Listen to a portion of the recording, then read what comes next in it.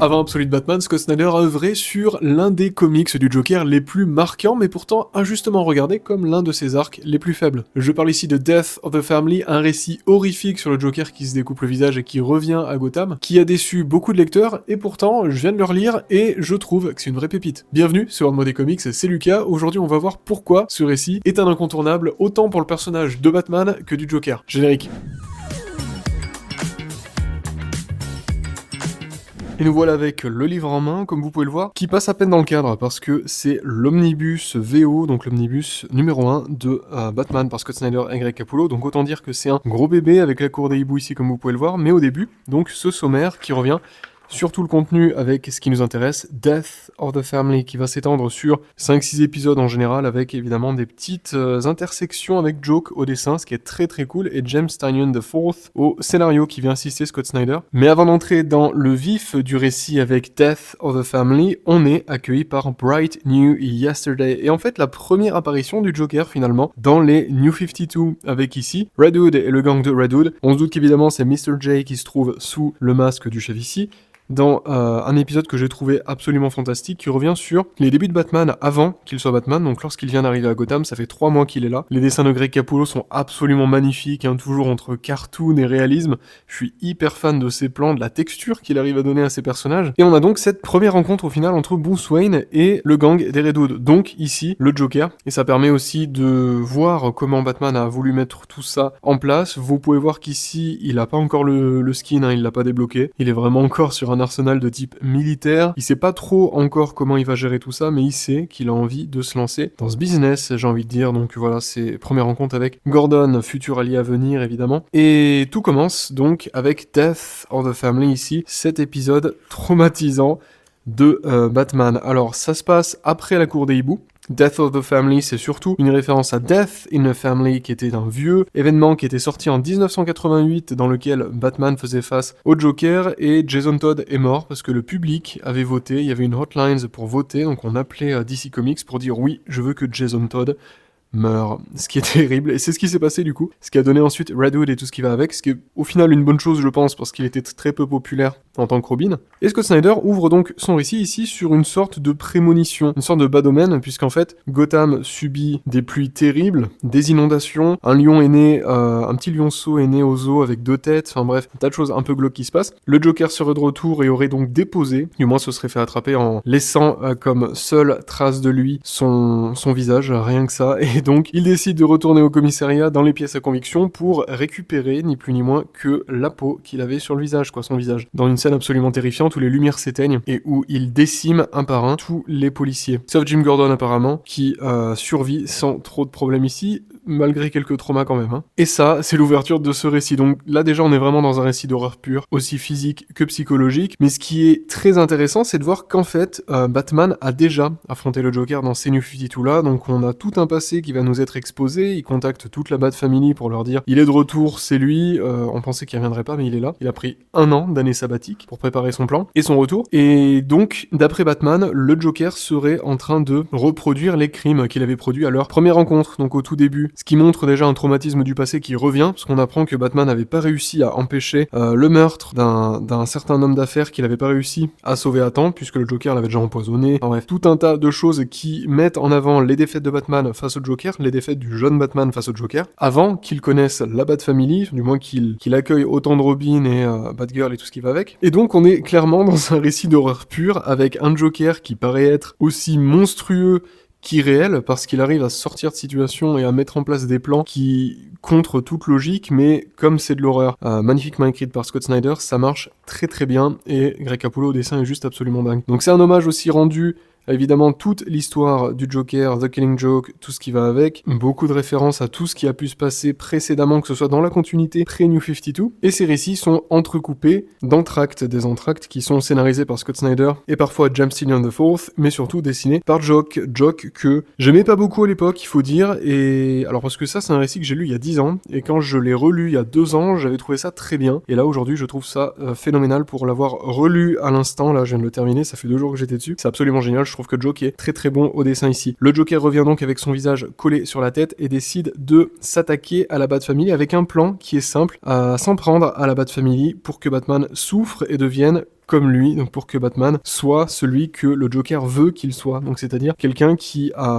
sombre dans le nihilisme, dans le chaos. On est entre amour et haine, hein, vraiment, entre le Joker et le Batman. On sait que Batman déteste le Joker, on sait pas si le Joker déteste Batman, mais on sait qu'il l'aime profondément, ça c'est sûr, malgré le fait de vouloir le faire souffrir. Pour la partie no spoil, je peux pas vous en dire plus sur l'histoire. Évidemment, Batman va remonter l'enquête, et donc les choses vont prendre des tournants assez intéressants, mais c'est surtout au niveau des liens dans la Bat Family que tout va, je trouve, prendre son sens. Parce que Death of a Family, c'est avant tout le Joker qui essaie de briser les liens entre Batman et ses alliés pour qu'ils arrêtent de lui faire confiance. On va avoir un tas de révélations, un tas de choses qui vont justement permettre de mettre ça en avant. Et c'est brillamment réussi, c'est vraiment écrit d'une main de maître. Scott Snyder a des mises en scène qui sont terrifiantes et absolument folles, qui paraissent parfois lunaires, mais ça rajoute justement à Smith, à ce lore d'un Joker qui est complètement chaotique, qui a aucune limite. On sait jamais s'il est dans le mensonge ou dans la vérité. Ce qu'on sait par contre, c'est qu'il est capable du pire. Et c'est justement la question qui va planer tout le long. Est-ce que le Joker a vraiment accompli ce qu'il dit avoir accompli ? Ça, je vous laisserai le découvrir lorsque vous lirez ce comics-là, cet arc-là, mais c'est absolument phénoménal. Et je trouve que c'est le Joker à son meilleur, même si, bon, le visage sur la gueule, ça commence à devenir un peu vieux au bout d'un moment. Ça devient un peu dégueu, hein, comme vous pouvez le voir, il pourrit de page en page. Bon, évidemment, il y a un côté complètement horrifique, hein, sur le body horror complet, mais aussi un côté très surnaturel, c'est impossible d'avoir, de se faire découper le visage comme ça, et de toujours se balader comme il le fait lui, sans avoir d'infection ou je ne sais quoi, enfin bref. C'est surtout en fait que des métaphores, et ce récit se concentre que sur des métaphores de fond en comble. La métaphore du chaos, par le Joker qui se découpe le visage pour prouver qu'il n'a absolument plus rien d'humain, pour prouver qu'il n'a pas d'identité, qu'il est le chaos pur parce que on ne sait pas qui il est, et lui-même refuse d'admettre qu'il a été une personne. C'est pour ça d'ailleurs qu'il veut ressembler à un monstre, qu'il veut que les autres ressemblent à un monstre, et qu'il cherche aussi à convaincre Batman des pires choses. Il raconte plusieurs versions de la même histoire, donc on ne sait pas du tout quelle est la vérité, on ne sait pas vraiment que croire dans tout ce qui nous est raconté ici, mais ce qui est sûr, c'est que Scott Snyder, j'adore cette scène-là, raconte tout ça d'une main de maître, et le Joker rentre complètement dans la tête de Batman, pour le meilleur et pour le pire ici, puisque l'objectif c'est évidemment de le faire sombrer dans la folie. Cette scène est absolument épique, parce qu'il remonte une piste, il nous parle sur toute la page de gauche d'un homme qui travaillerait pour le Joker, et puis il finit sa phrase par et cet homme réside juste là. Et il arrive dans son salon avec beaucoup de subtilité, comme vous pouvez le voir. Donc c'est du Scott Snyder, hein, donc ça veut dire que ça envoie beaucoup d'explosions, parfois ça paraît un peu gros, mais étant donné que c'est toujours écrit par anecdote, c'est écrit avec une efficacité qui est redoutable et un dynamisme dans la narration que je trouve absolument fou, et surtout des idées, des plans. Cet épisode-là est absolument fou, des références un peu à Killing Joke, à des classiques, c'est absolument brillant, et c'est surtout en fait une leçon pour Batman, une leçon assez importante, une leçon de résilience, où il va devoir faire face à sa propre folie, où il va devoir affronter le chaos total pour essayer de retrouver l'ordre, et de faire régner du moins un semblant de justice, en essayant de démêler le vrai du faux, alors que le chaos total s'abat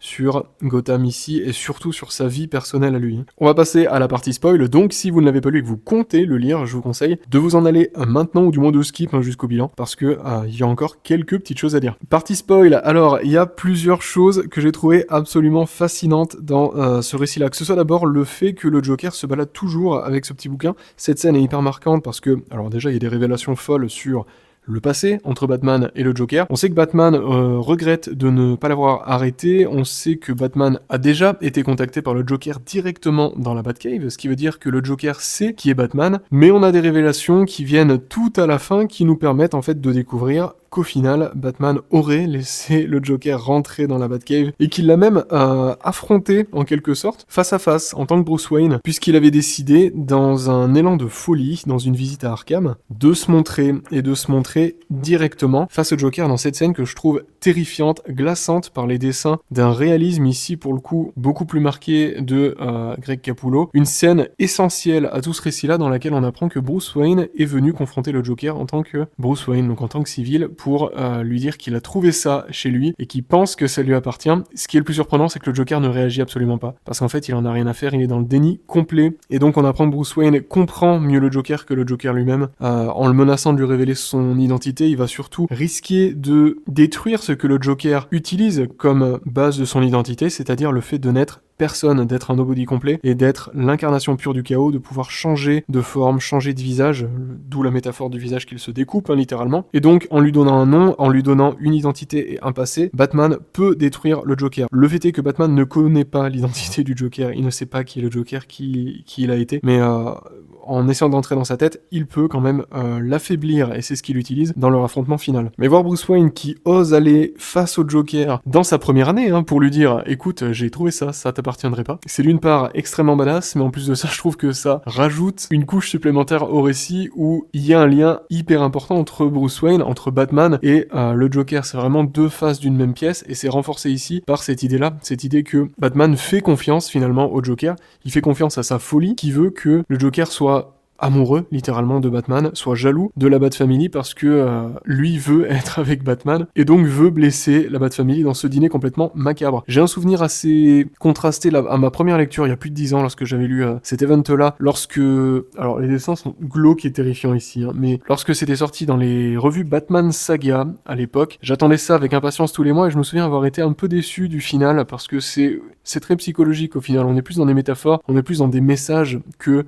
dans de l'action pure ou dans une histoire qui a une fin satisfaisante. C'est une fin ouverte, le Joker disparaît, il ne meurt pas totalement, mais Batman l'a complètement affaibli et battu à son propre jeu en essayant justement de lui révéler son identité, ce qui le rend complètement dingue et le pousse à disparaître, du moins on se doute qu'il va revenir. Mais voilà, je trouve que c'est un récit qui est d'un impact fort et le fait qu'ils aient déjà un historique qui nous soit présenté dans le premier épisode, mais qui conserve encore des secrets, ça permet de développer cette relation et ce lien très fort en fait entre Bruce Wayne et le Joker, qui est vraiment ici vu comme un monstre, un peu un fantôme qui est capable de survivre à tout. On se doute qu'il va revenir d'ici peu de temps, et c'est pour ça que c'est un récit que je trouve absolument efficace et magnifique, puisqu'il arrive en fait à reprendre l'essentiel des personnages de Batman et de Joker et d'en faire quelque chose de vrai, c'est-à-dire revenir sur le lien, sur leur lien l'un envers l'autre, ce lien d'amour et de haine, la haine que Batman a pour le Joker qui cherche à tout détruire, l'ordre contre le chaos, donc des forces élémentaires, qui s'affrontent ici avec des dommages collatéraux, et au final, je pense que le Joker a gagné, puisque le Joker a réussi à détruire Death of a Family, donc la mort d'une famille, il a détruit la confiance que la Bat-Family avait envers Batman. Donc ça reste tout à fait intéressant. On a évidemment aussi la question du fait de tuer le Joker qui demande à Batman pourquoi tu ne me tues pas, parce que ça serait le laisser gagner au final. Donc bon, il y a cette question-là qui est bien mise en avant. À travers différents angles que je trouve tout à fait pertinent, j'ai trouvé que c'était aussi d'une maturité assez folle par rapport à la Cour des hiboux. Je trouve la Cour des hiboux géniale, mais je trouve que ce récit-là, pour le coup, est beaucoup plus